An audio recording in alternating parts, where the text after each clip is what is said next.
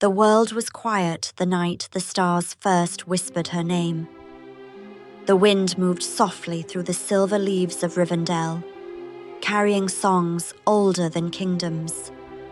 The moon laid its pale blessing across the river, while ancient waterfalls murmured secrets to the night. Noorah stood at the balcony's edge, her eyes reflecting eternity, unsure whether destiny was calling or warning her.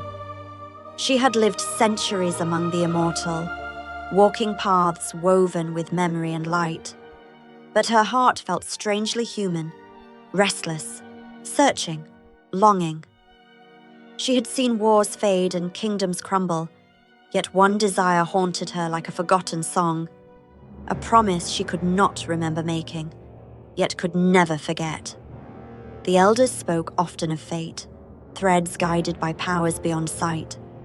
Yet to Noorah, fate felt less like destiny and more like a quiet ache inside her chest. She wondered if love could truly grow in a world ruled by prophecy and sacrifice. And that was when everything began to change.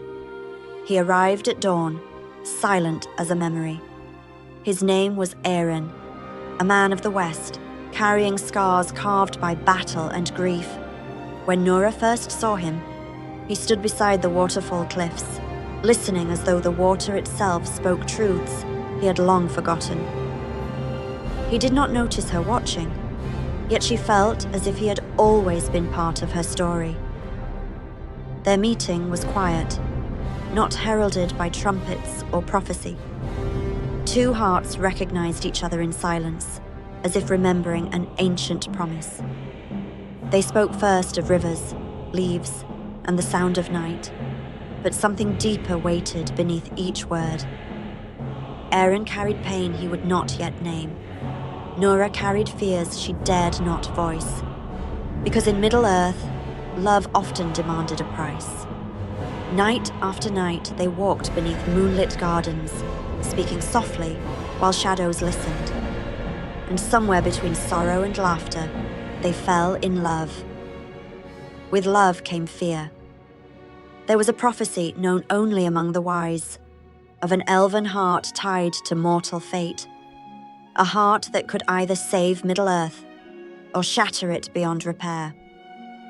Deep inside, Noorah understood the terrible truth. A shadow stirred in the east, slow and patient. Travelers whispered of unseen eyes, of roads that felt watched, of nights growing colder. Aeren had come seeking counsel, but instead, he found love, and love made warnings easier to ignore. The council gathered beneath carved pillars of white stone. Maps spread across the table spoke of broken lands and places where hope dared not walk. A relic of ancient darkness had resurfaced, powerful, waiting, watching. Only one bound by both light and mortal courage could reach it. Aeren stepped forward without hesitation. Noorah's breath caught like winter wind. She begged the elders to let her go with him, her voice trembling with both courage and fear. They warned her that if she followed, her fate would never be the same. Still, she chose him. For love is not the absence of fear. Love is stepping into the storm with open hands. Together, they journeyed through whispering forests, across silent plains, past statues of forgotten kings.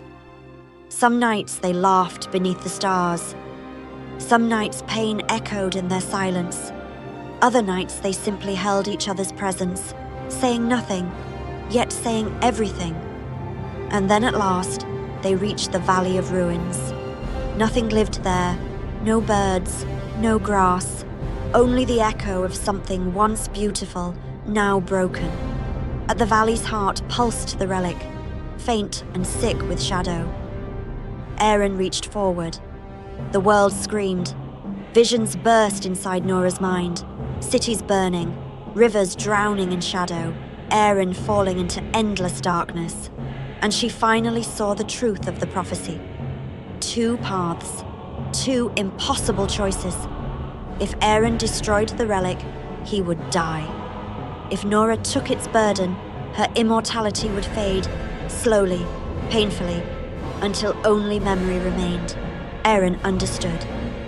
"Noorah," he whispered, voice breaking, "love is not meant to chain you."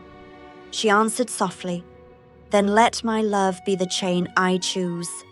They kissed, one fragile, eternal moment that held everything. Noorah chose.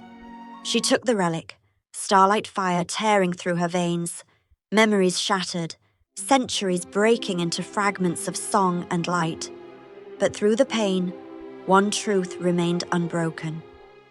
She loved him. The relic vanished. Noorah collapsed into Aeren's arms. He carried her back to Rivendell, whispering prayers the wind could barely hold. And there, beneath the trees of light, the healing songs began. Days turned to weeks. Noorah still glowed, but not like starlight anymore. Her light was fragile, human, warm like candlefire. She realized she was finally mortal. She laughed more deeply now. Rain felt sweeter, sunlight warmer, every moment precious, because each could be the last. And strangely, she felt grateful. But the fading continued. Some nights, she walked beneath the stars alone.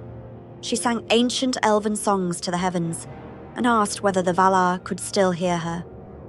In the deepest silence, she believed they did. The day finally came.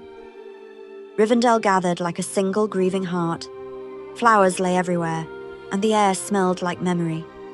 Aeren held her gently, afraid the smallest breath would take her away. "Thank you," he whispered, "for every sunrise." She smiled softly. "Nothing beautiful is ever lost," she said. "It simply finds a new place to shine." Then she closed her eyes. The valley went still. Then the stars brightened. Light lifted from her like stardust, rising upward, forming a constellation shaped like an open hand, reaching back toward the world she loved. And every soul watching understood. She had become a promise. Travelers spoke of it for centuries. Lost wanderers found roads again when her starlight appeared. Soldiers felt courage when darkness closed in. They called it, "Aeren grew old, but never alone." Whenever sorrow touched him, the light returned, gentle and kind. And on his final night, beneath the clear sky, he looked upward and smiled. Somewhere beyond shadow and memory. She waited, and Middle-earth remembered her, not as a queen, not as a warrior, but as a heart that chose love over forever. If this story already touched your heart, leave a rose in the comments, so I know you walked beside us.